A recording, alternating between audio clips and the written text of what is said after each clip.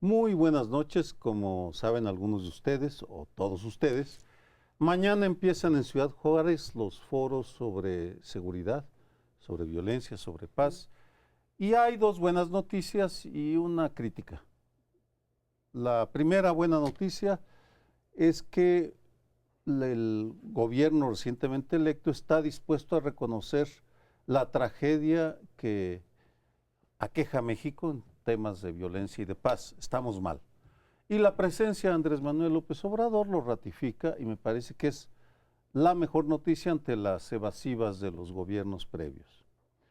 El segundo elogio que hay que hacerse es el esfuerzo que están haciendo por tener una estrategia integral, reconociendo la multidimensionalidad que tiene el fenómeno, tomando en cuenta la economía, la prevención, lo social, lo cultural. Es decir, están haciendo un esfuerzo serio. Aquí la única duda que deberían aclarar es si el tratamiento de la amnistía, de la atención a víctimas se va a llevar desde la oficina de Durazo, es decir, la Secretaría de Seguridad Pública, o la va a llevar Olga Sánchez Cordero desde Gobernación. Es un asunto crucial, en mi opinión. Es más lógico que esté en Gobernación, pero podemos hablarlo.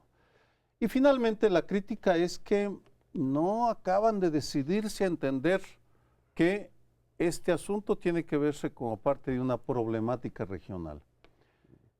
En las dos cartas que intercambiaron López Obrador y Trump, es obvio, mencionan a la seguridad pero no la abordan.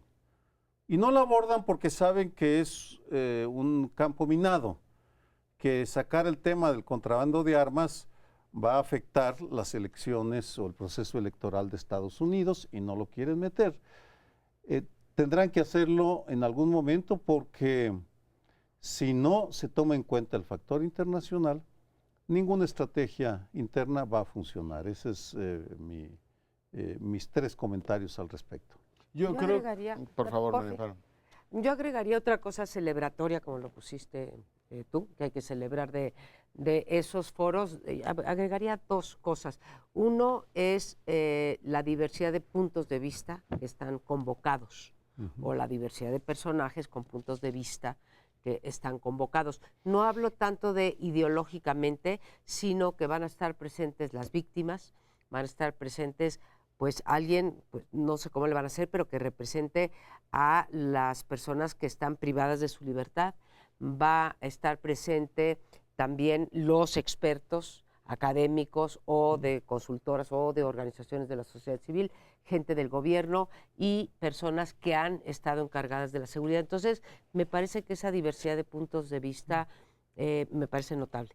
Y dos, me parece también que es de aplaudir el hecho de que haga estos foros. Yo había escuchado que serán los únicos foros sobre que solamente serán foros sobre este tema.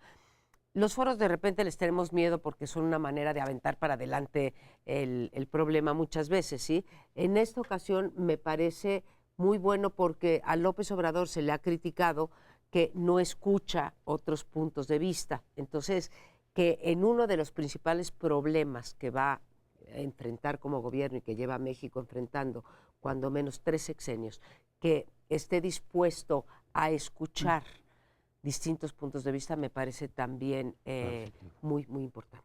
Yo creo que políticamente es muy fuerte el mensaje, gobierno que entra, abrir un espacio para escuchar distintos puntos de vista, escuchar a las víctimas. Yo creo que es un acierto en toda la línea y por consiguiente no puedo más que celebrar que sucede. Además, no solamente va a estar López Obrador, va a estar ahí Javier Corral, dos figuras que habían tenido no solamente en el ámbito, digamos, político, sino en algunas concepciones sobre el tema de seguridad, fricciones, el que estén juntos en una ciudad Juárez ensangrentada. Este fin de semana hubo 26 muertos en esa ciudad fronteriza, que significa muchas cosas. Entonces, una intervención masiva del gobierno federal en la época de Felipe Calderón que logró contener la violencia, pero no logró transformar, como no lograron transformar Michoacán, ni Guerrero, ni todo lo demás.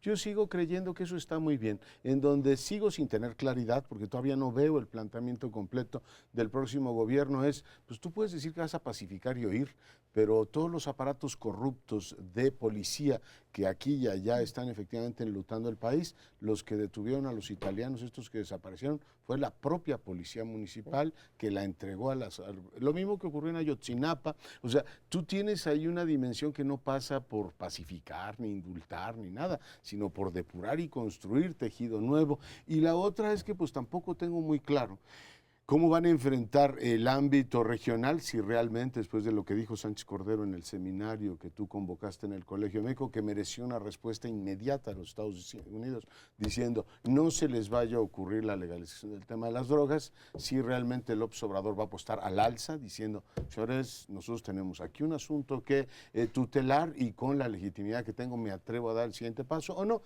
todavía... Perdón, está en veremos. Y el último punto es que pues hay un sector muy amplio de la sociedad mexicana que también lo decía ayer Sara Sefcovic, que vive de pues directamente la renta criminal. Los que incendiaron y bloquearon la autopista a Puebla están mandando un mensaje al próximo gobierno absolutamente ominoso.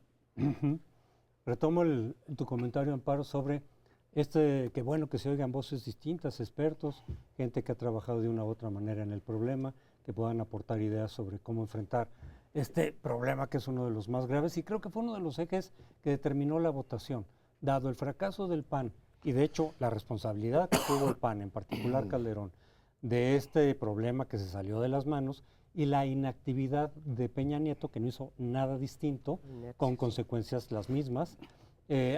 Entonces, qué bueno que se oigan voces, sobre todo de la gente que sabe del problema, que lo ha estudiado, que puede aportar. Porque además, una cosa de lo que se le criticó mucho a Calderón en su momento fue que improvisó la estrategia, que no oyó en el momento en que empezó y lanzó, digamos, esta estrategia, no porque no hubiera algo que hacer, o sea, desde luego que el problema estaba ahí y que había que hacer algo, pero Calderón lo lanzó a los 10 días. Pero hace 12 años de eso, Crespo, ¿12? Por eso. No, a lo que me refiero es que no preparó nada, que no hubo diagnóstico, que no oyó expertos, que no oyó nada. Entonces ahora, de todas formas, para integrar una estrategia, ¿por qué lo digo? Porque no está tampoco tan claro exactamente qué va a hacer y cómo le va a hacer López Obrador. Es decir, él ha dado muchas ideas durante la campaña, desde antes, fue quizá el único que dio elementos específicos de cómo iba a abordar el problema. Porque algo se oyó con Anaya, pero no mucho, pues con Mid, pues tampoco había nada novedoso que yo recuerde. En cambio aquí habían varias ideas, pero lo que digo eran muchas ideas que a veces son contradictorias, a veces parecen complementarias, a veces dice no se va a combatir con la fuerza porque no resulta bien, y por otro lado dice pero voy a organizar una guardia nacional con parte del ejército, parte de la marina, parte de la Policía Federal para enfrentar los problemas. Entonces no se ve bien cómo se va a articular esta estrategia, porque ya entramos desde luego en la etapa de las realidades. La campaña es la etapa de las promesas, de los objetivos, de se van a lograr esto y esto, vamos a desterrar la violencia, pero ahora es como se tiene que aterrizar. Y ahí yo sí insisto, que bueno que se oigan los expertos y que se dé un tiempo para organizar algo, porque tiene más probabilidades de salir bien, o por lo menos de avanzar en alguna medida dentro de lo posible en esta estrategia de reducir la violencia. La improvisación no es la mejor de los consejeros. Una pequeña precisión. Guillermo Valdés, que fue el director del CISEN con Calderón, escribió un espléndido libro sobre la historia del narcotráfico. En algún momento me comentaba para una investigación que sí hubo consultas, pero al interior del Estado, con los gobernadores y con la Secretaría de Defensa y Secretaría de Marina, pero no salieron a una consulta pública. Eso fue hasta el 4º año. En el caso de Peña Nieto tampoco hubo consultas públicas, sí, llamaban a algunos y platicaban con ellos, pero de manera más bien informal. En ese sentido, y adelantándome un poco algo que vamos a discutir del momento tan especial en el cual criticar alguna política de López Obrador parece ser un agravio a la patria, me parece que nos sigue faltando aquí un documento integrador que plantea una estrategia general. En enero o en diciembre, no recuerdo la fecha, lo prometieron para mayo, que en mayo lo presentarían, o mayo o junio, no lo han presentado.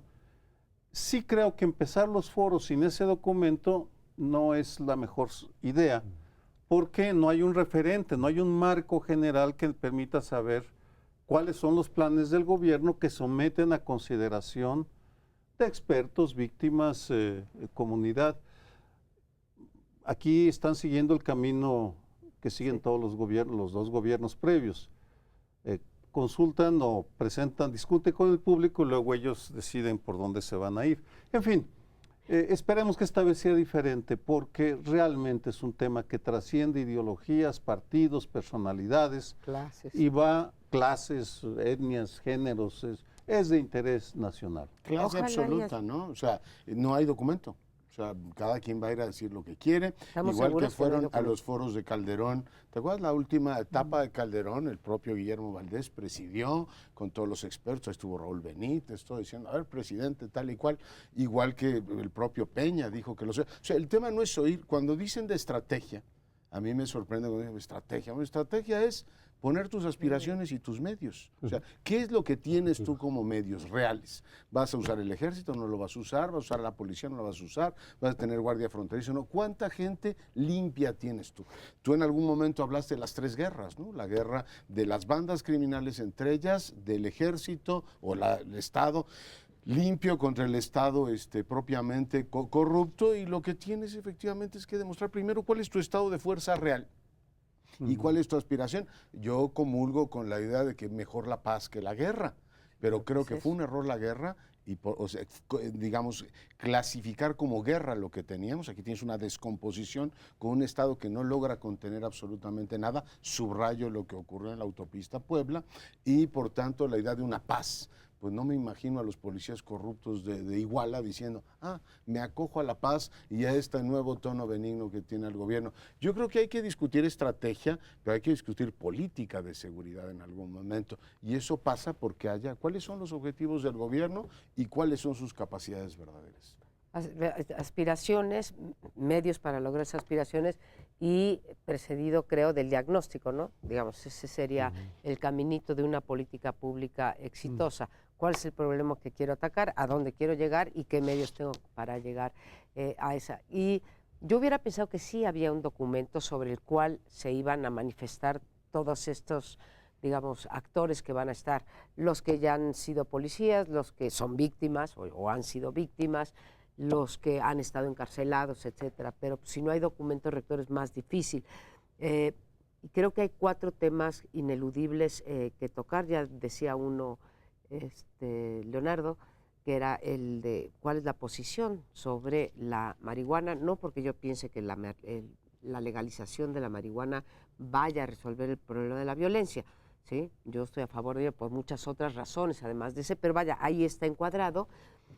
Lo que tú preguntas, si va a estar en gobernación, en seguridad, yo diría una tercera posibilidad, si va a estar en la presidencia directamente, siendo un problema como el de la corrupción, que fueron los dos, digamos, que definieron las campañas. ¿Cuál va a ser la posición del gobierno entrante respecto a las autodefensas? ¿Sí?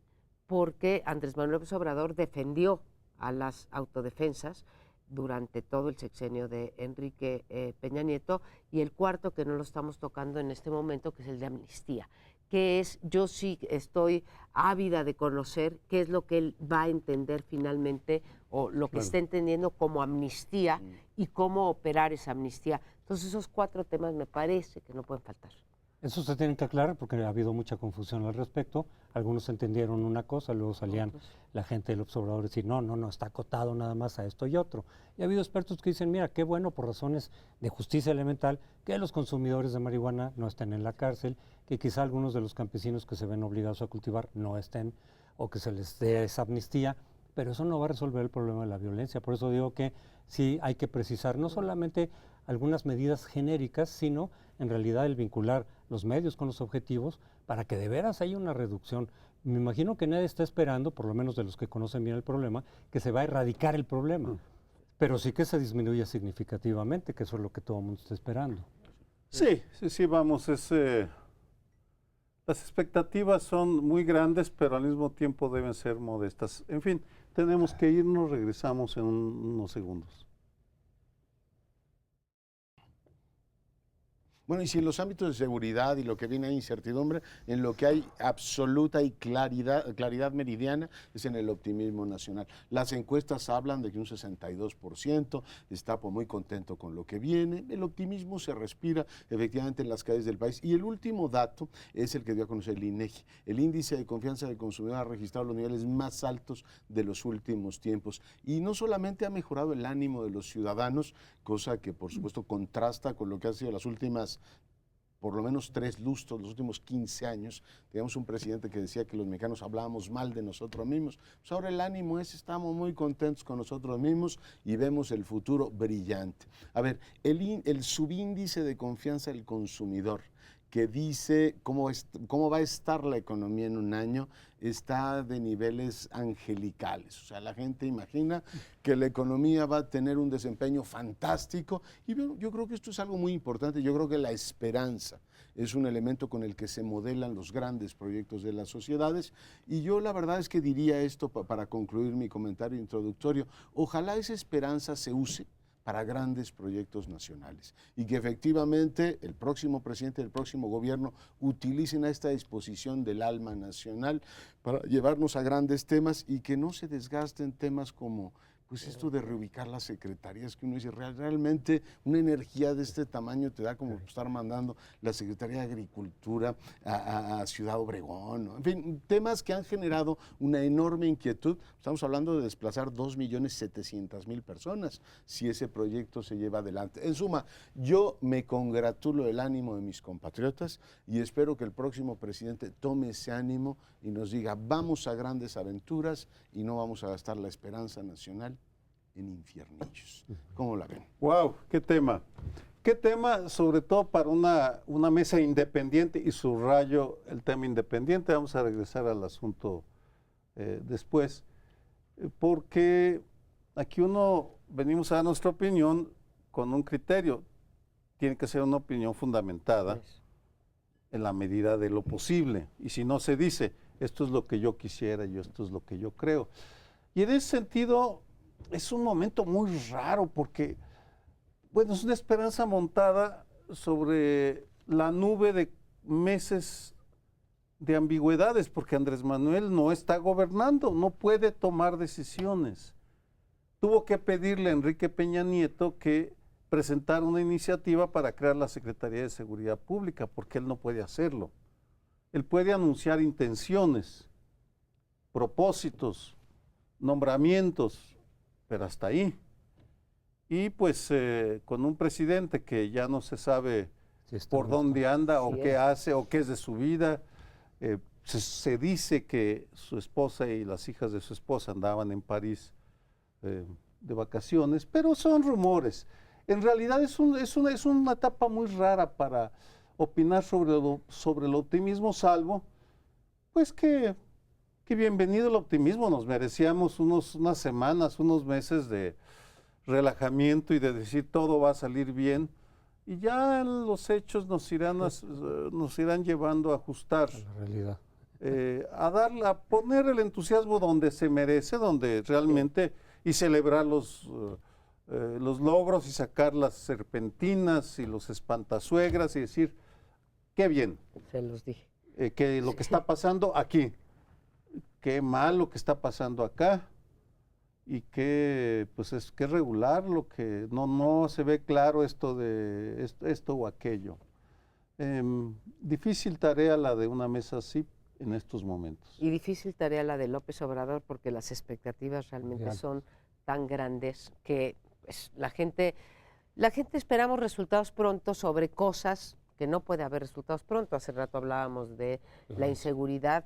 Vaya, si le fuera muy bien durante el sexenio se podría bajar, como él lo dijo alguna vez, 30%, y de todas maneras estaríamos altísimos en niveles de violencia y de inseguridad. Y bueno, eso le pone una carga de entrada a López Obrador en este caso, pero a cualquier gobernante. Me parece muy importante que traiga a la mesa, Leonardo, lo del índice del consumidor, porque una cosa son las expectativas en general de la población, que también están, como tú lo dijiste y lo escribiste hoy en un magnífico artículo en el Universal, pues muy altas. Pero el índice del consumidor se traduce en comportamientos, suponemos, ¿no? que va a haber mejor, que vas a ganar más, que se va a invertir más, que va a llegar más dinero al bolsillo de la gente, en fin, todas esas cosas. Entonces me parece muy importante. Son índices como muy distintos, ¿no? Cada uno tiene su importancia. Del lado de las expectativas de la gente y de este humor nacional, que como dices, nos merecemos después de tanto tiempo de grandes frustraciones. Nos han hecho sufrir mucho. Mucho. Entonces, pero con esto de las frustraciones que decíamos, a ver, la frustración de la población se debe de canalizar en participación, ¿no? Para que cambien las cosas. Bueno, ahora el optimismo, creo que también el gran reto de López Obrador es canalizarlo, el lado de los empresarios, pues canalizarlo a inversiones, el lado de la ciudadanía, canalizarlo a una mejor cultura de la legalidad, a mayor participación, etcétera. Entonces, canalizar este buen ánimo y no nada más dejarlo ahí de manera pasiva, ¿sí? Para que si se comporta bien la economía seguimos felices, pero si se comporta mal, entonces nos volvemos a llenar de frustraciones. Eso como que no, canalizar también, igual que la frustración se canalizó en 50.3% de la votación, digo en 53% de la votación para López Obrador, por ahí se canalizó, y se canalizó institucional y positivamente, ¿no? Entonces ahora canalizar esas expectativas positivamente, ¿no? Dicen los teóricos de las transiciones políticas de todos estos últimos años en distintas partes del mundo, que las expectativas son naturales al cambio de régimen o al cambio de gobierno en algunos casos, cuando es un gobierno que no había gobernado, que genera expectativas porque es nuevo, entre otras cosas, propone cosas nuevas. Las expectativas casi siempre son sobradas, son excesivas, por lo cual es casi inevitable que venga una especie de desencanto. Le llaman desencanto democrático, es decir, a la hora que ves que no se pueden cumplir esas expectativas cabalmente, por lo menos, viene una especie de desencanto para quienes sí creyeron casi al 100% de que se podía dar ese cambio de lo que te ofrecían. Esa es una combinación entre las expectativas que los propios opositores generan, porque ellos ofrecen muchísimo para convencer a la gente a que voten por ellos o a que impulsen un cambio democrático. Ofrecen hasta lo que ellos saben eventualmente que no se puede cumplir, pero es una parte de la estrategia electoral.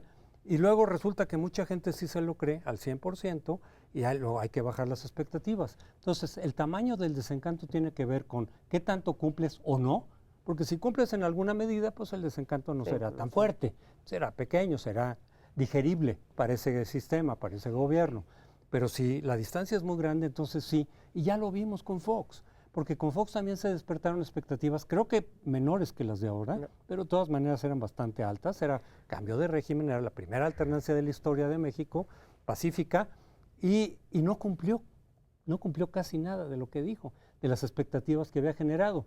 Se fue un poco por la parte económica, pero la política, que es la que había generado de combate a la corrupción, del fin de la impunidad, de comisión de la verdad, de llamar a cuentas a peces gordos, nada de eso se cumplió. Y a los 3 años se pasó la factura en las elecciones intermedias, donde el PAN se desplomó fuertísimo. Ahí ya se vio, digamos, el tamaño del desencanto.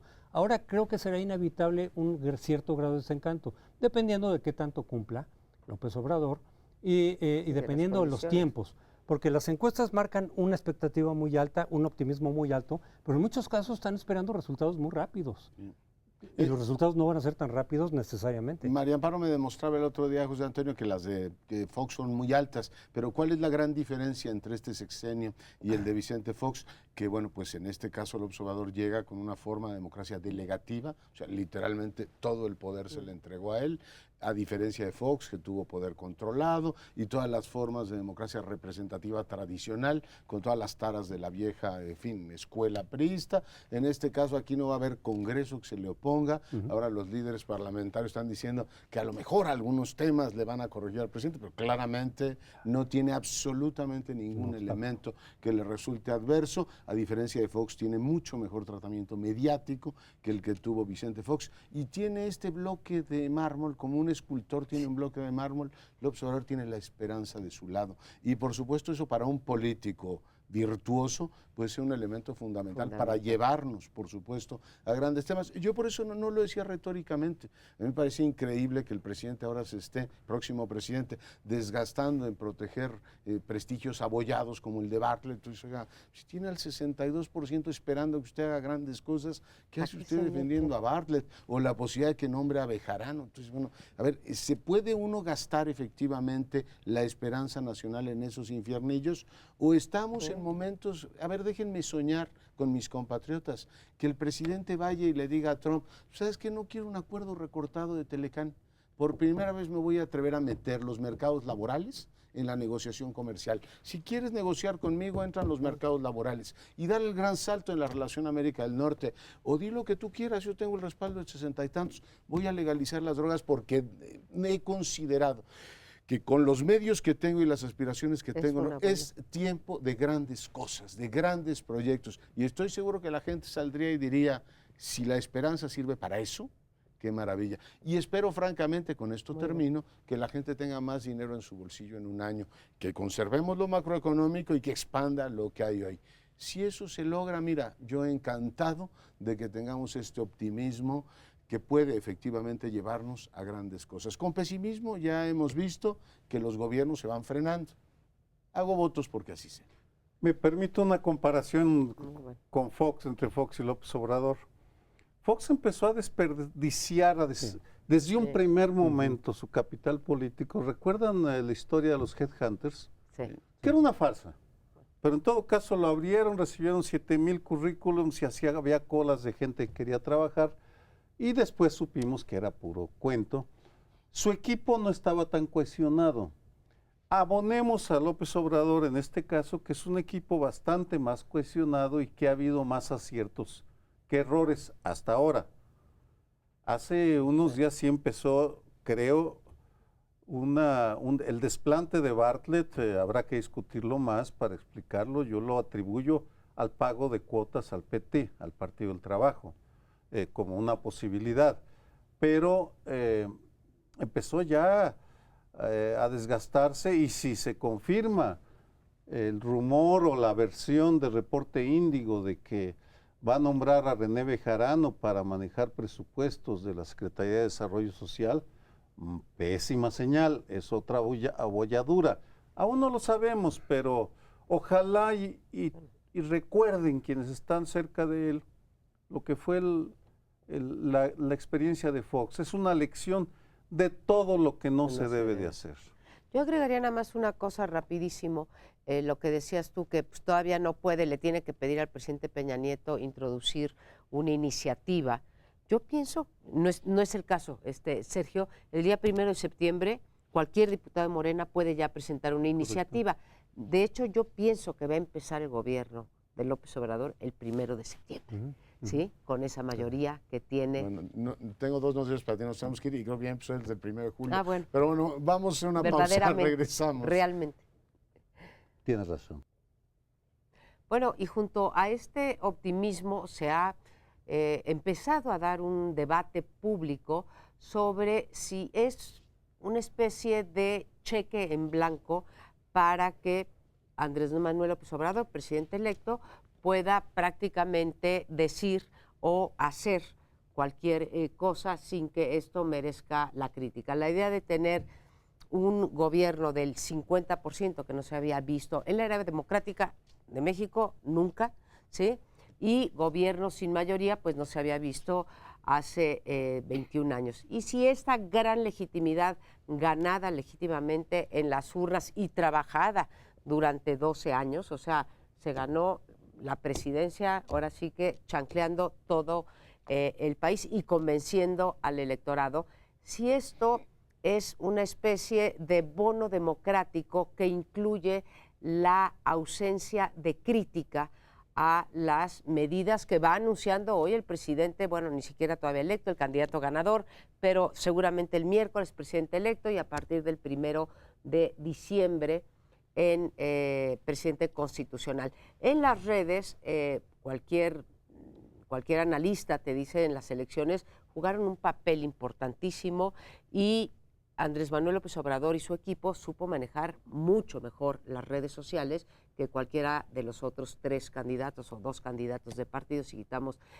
al Bronco. Y las redes están muy activas del lado de condenar todo aquello que sea crítica, pero también para los programas televisivos o para la prensa escrita hay una especie de linchamiento, como decíamos en los promocionales de este bloque, para cualquier cosa que sea una crítica a lo que plantea López Obrador.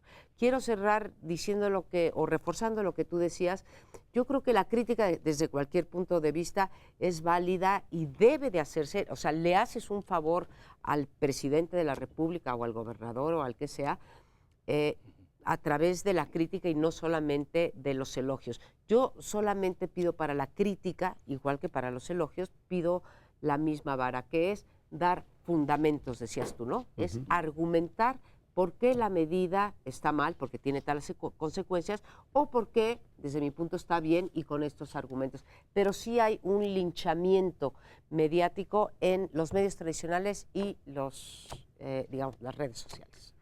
Aprovecho este momento para hacer una reflexión que te atañe a ti y a mí y a esta mesa, porque yo he detectado una cierta animadversión de un sector de las redes sociales en tu contra.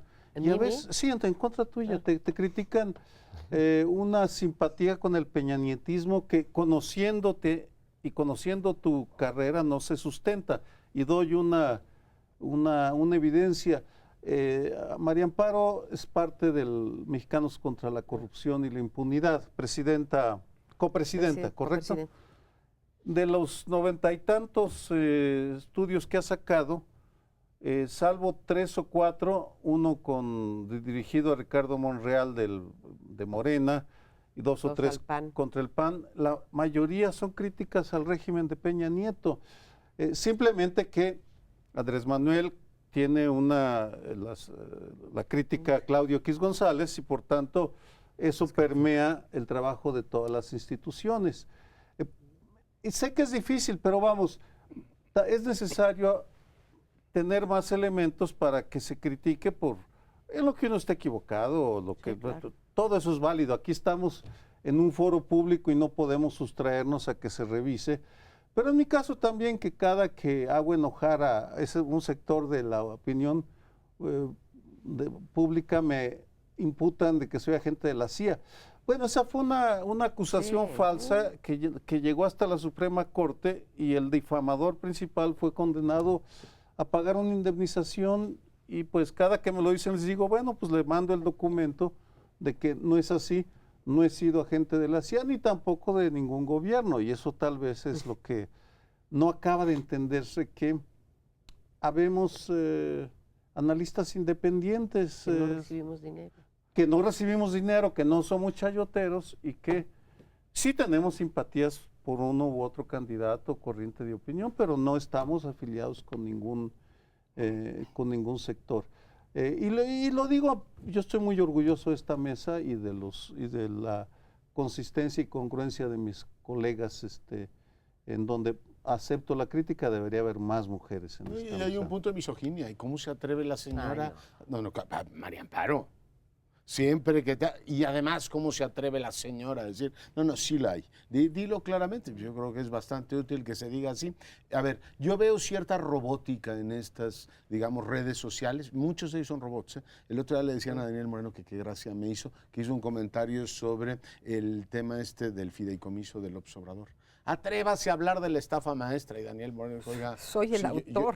Yo gané un premio con eso, pero chayotero, atrévase a hablar de eso. Tiene gracia, ¿no? Hay cierta crítica así simplona y directa. A María Amparo la criticaban por su posición en el primer plano. Tuvo que aclarar, ¿sabe que yo no vine? La semana pasada. Su posición vergonzosa. Reaccionaria. Dice, si no vine, o sea, pero ¿qué fue lo que le molestó? No, hay una parte robótica, yo no le haría demasiado caso a eso. Lo que sí es absolutamente preocupante es si las bases de un sector del obradorismo van a empezar a movilizarse como en el 6. Lo hicieron cuando, por ejemplo, en una presentación de un libro de Tello, llegaron grupos a reventarla, o en un momento determinado en la Feria Internacional del Libro a José Waldemar diciendo, usted está convalidando el fraude electoral, lo que llamaban ellos el fraude electoral, y de una manera bastante hostil, casi como escrache, llegaban a reventar eso. Eso sí, efectivamente, puede convertirse en un tema preocupante porque hoy tienen las instituciones y hoy dirigen eso. Yo diría que hasta este momento estamos todavía en lo manejable y hay una parte de robótica. Lo que extraño ampliamente es que todos los colegas que llevaban la relación medios-poder en esta campaña se han callado. O sea, lo que fue gran tema, la relación de las televisoras con el candidato ganador en las elecciones anteriores, en esta no ha sido tema. Pero tampoco sabemos qué tipo de relación va a tener el próximo gobierno con los medios. Peña Nieto tuvo que firmar que no lo cumplió de todas maneras, un manifiesto republicano diciendo va a haber un instituto que transparente el tipo de relación que tenga con los medios. Repito, no lo cumplió, no existe tal cosa y se mantuvo una relación discrecional con los medios de comunicación.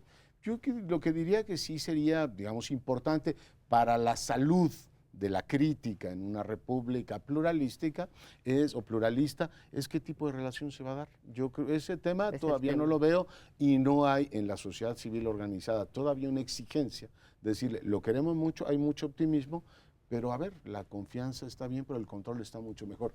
¿Qué tipo de relación va a haber con los medios de comunicación para garantizar una sana crítica? Que hay que insistir en que la crítica es un elemento esencial de la democracia.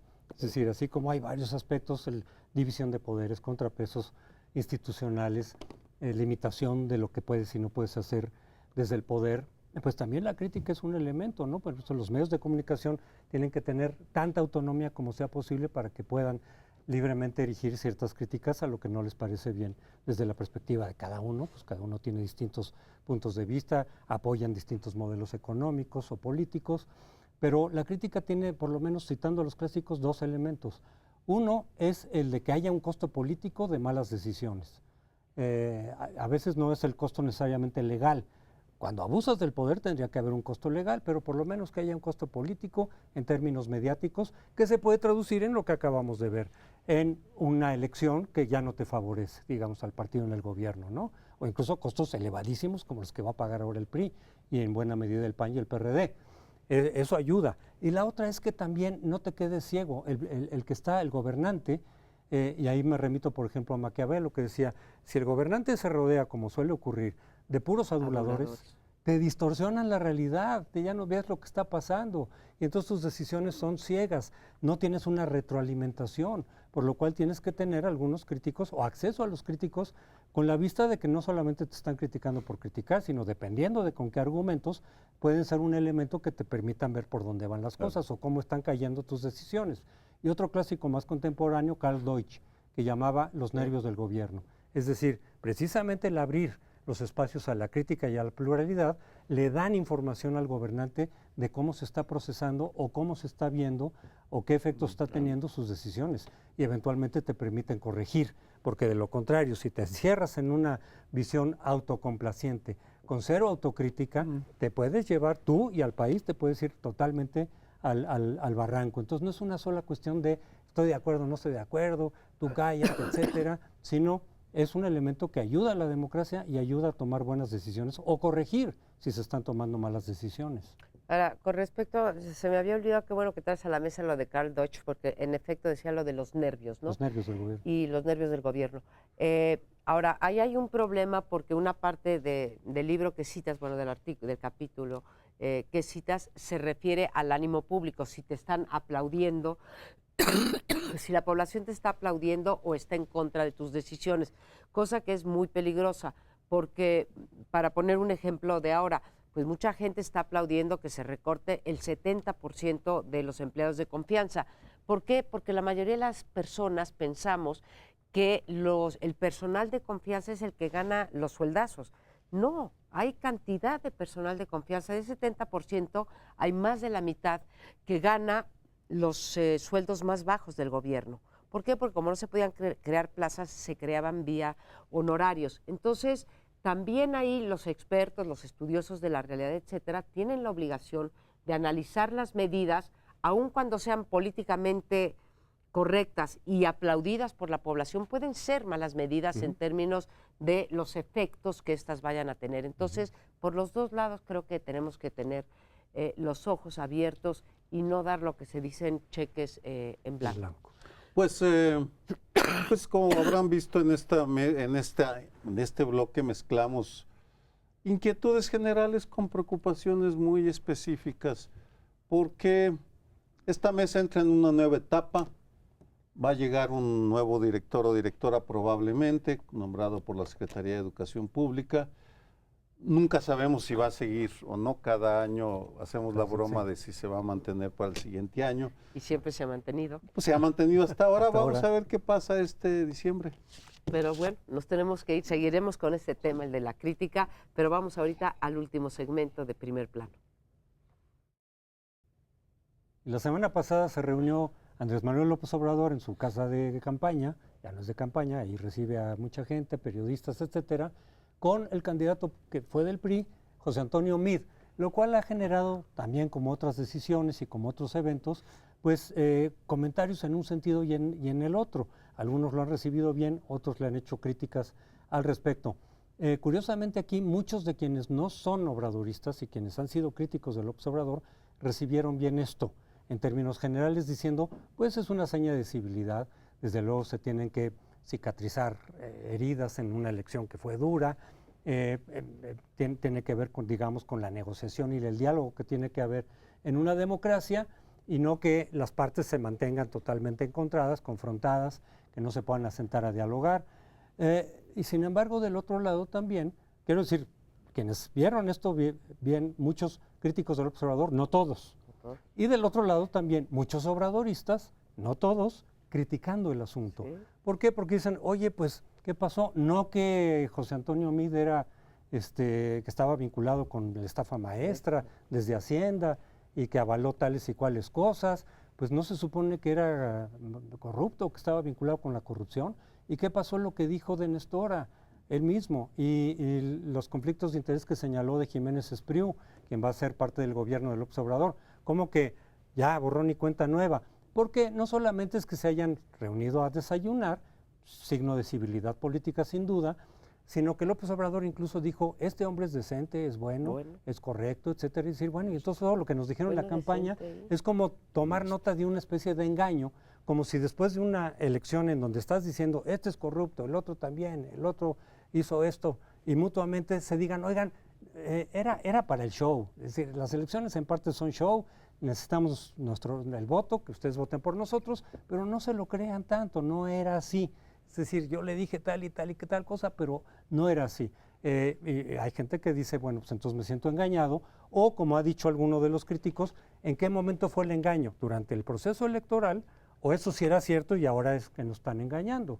Y si hay algún tipo, digamos, retomo también el asunto de impunidad al gobierno que está saliendo, a cambio de haberle abierto la puerta y dejado todo la palestra, digamos, libre para que llegara López Obrador. Ahí están, digamos, las críticas de un lado y del otro. Yo no sería muy exigente con las campañas, porque son como las porras en los estadios de fútbol, de gritan, el árbitro es tal y cual. Oiga, ¿cree usted eso de árbitro? No, pero en el ánimo de efectivamente, de la lucha política, se dicen un montón de cosas para ganar. O sea, yo creo que es un universo que todos entendemos que tiene su particularidad. Yo celebro que haya civilidad política, demuestra la categoría de José Antonio Meade, que como candidato reconoció su derrota y lo hizo con categoría, y ahora fue a ver al observador y le dijo, señor, le deseo a usted mucho éxito. Lo que creo que es atendible es la crítica de si hubo algo más que una visita de cortesía.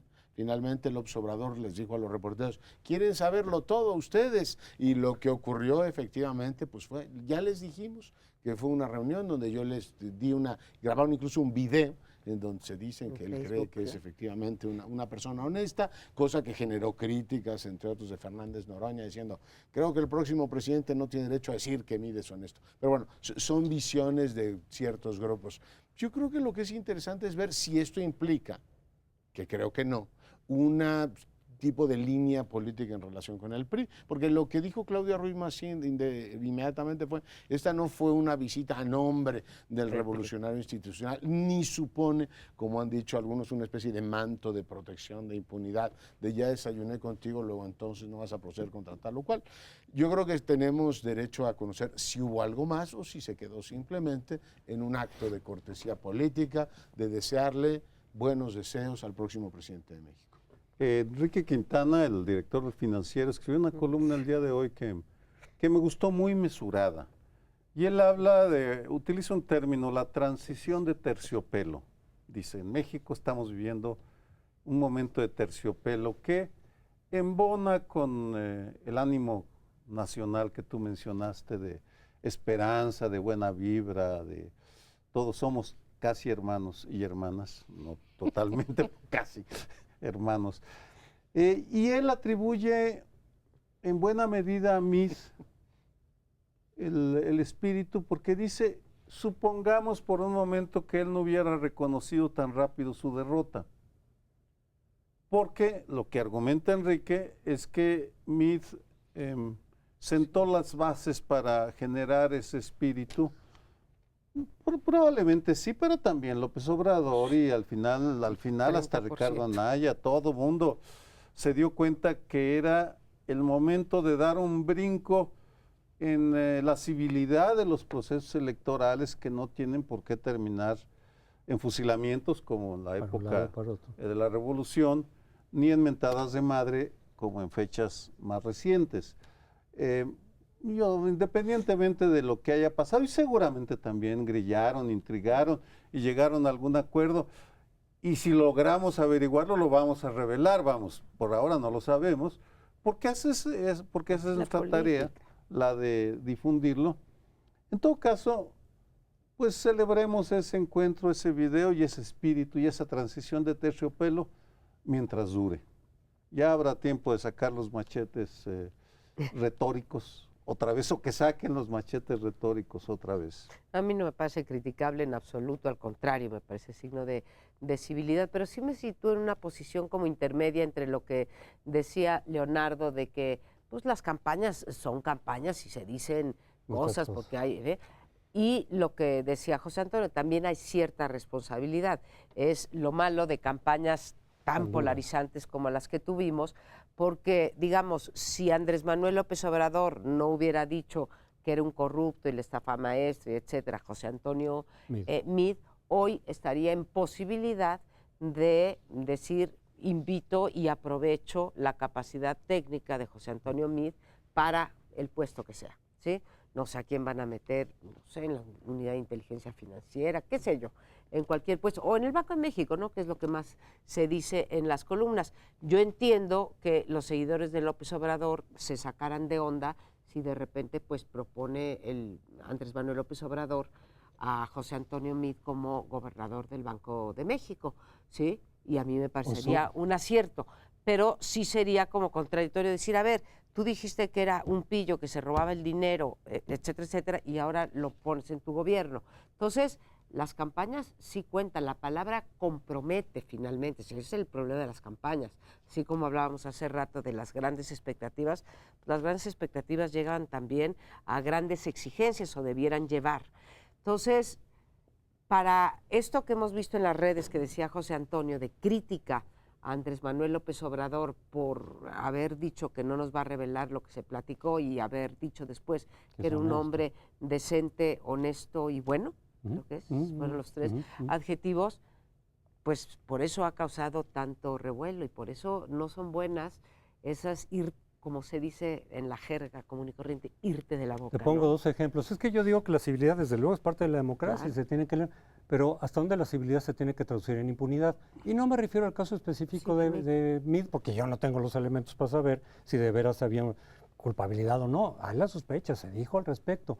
Pero pongo dos ejemplos. Si hay una reunión similar con Anaya, en donde los ataques de la PGR a Anaya sí pegaron, sí le bajaron puntos, pero además lo retomó Morena, y en cada mesa que había, de las muchas que hubo, era más Morena luego que el PRI, quien decía, Anaya es un ladrón, Anaya es corrupto, quieren meter un corrupto. y tuvo efecto, desde luego, ya era una de las banderas de batalla de Morena.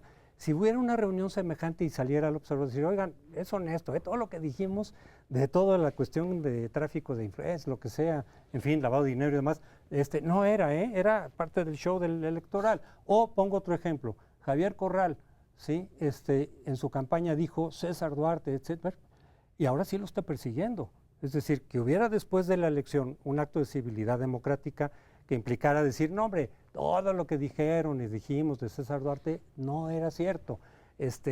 Ya nos saludamos de mano y el hombre es honesto y es un hombre... No, ahí sí, y pongo un ejemplo de varios a nivel gobernador, ahí sí está buscando que se rindan cuentas porque además es lo que él dijo en la campaña. César Duarte es un corrupto y vamos a investigar por lo menos.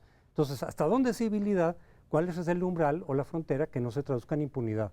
En impunidad injustificada, desde luego. Pero Meade no salió así de su secretaría y está... Por eso no me centré en él, sino en términos generales. Sí, no, el tema es si de ese desayuno se desprendió algo, que yo... No sabemos. Eso es lo que digo, que todavía no sabemos y espero que no haya ocurrido. Lo que será interesante es cómo pasamos de la transición de terciopelo a la cuarta transformación, porque mucha gente dirá, oiga, pues se supone que vamos a combatir la corrupción, se supone que vamos a dejar a los Romero de Champs sin tocar, a todas las corruptelas que ha habido en los distintos niveles de gobierno, amén de las responsabilidades políticas que se derivan de un montón de inacciones, no se puede tener una transición de terciopelo y al mismo tiempo una cuarta transformación nacional. En fin, veremos cómo la No seas aguafiesta. Bueno, entonces sí se puede. A ver, se pueden las dos cosas. Una transformación por definición. Lo que diga Sergio Aguayo, que es Eso. casi mi hermano. No puede haber cuarta transformación sin afectar intereses. Claro. ¿Sí? Por No hay supuesto. revolución que no afecte a un Pero grupo. se nos ha terminado el tiempo, les agradecemos su compañía, nos vemos el próximo lunes.